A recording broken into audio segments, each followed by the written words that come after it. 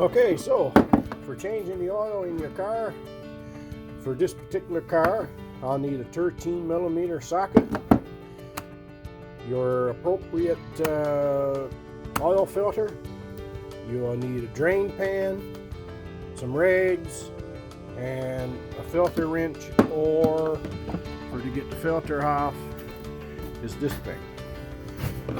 So the drain pan and everything is out there by the car, and you'll need the oil for your car. For me, for this particular one, is 5W20. So when you have everything ready, you can just open the hood and get ready to get underneath after she's warmed up.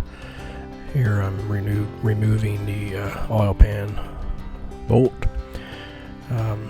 Make sure your pan is exactly where it should be, or you're going to be making a mess. Just like that. So you'll just let that totally drain, and you come up and you can loosen off your cap just so that it's more even flow. And then when it's drained, put in your drain plug and tighten it up to whatever the specs is. For this car, it's 21 foot-pounds. Here I'm loosening off the oil filter. I didn't need to use the wrench. It wasn't on that tight. And make sure your pan, again, is in under this. It will leak for a bit. And when it stops, you can take it off and dump your filter into the drain pan. There will be quite a bit come out once you remove the filter as well. So it may take a little while, depends on the size of filter that you're using. I'm just dumping it back into the pan, and when it's finished, I get the new filter. I always shake my oil. I don't know if it really matters, just in case there's any settling of the components.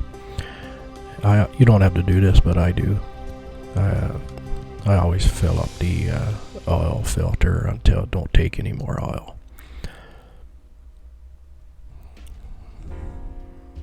This is the oil that I use. Always put new oil on the rubber gasket for the seal, and make sure that the old one, the gasket, came off with it. And when you're installing it, you don't need to go too tight. You can go till it stops, and then 3/4 or 1 turn extra.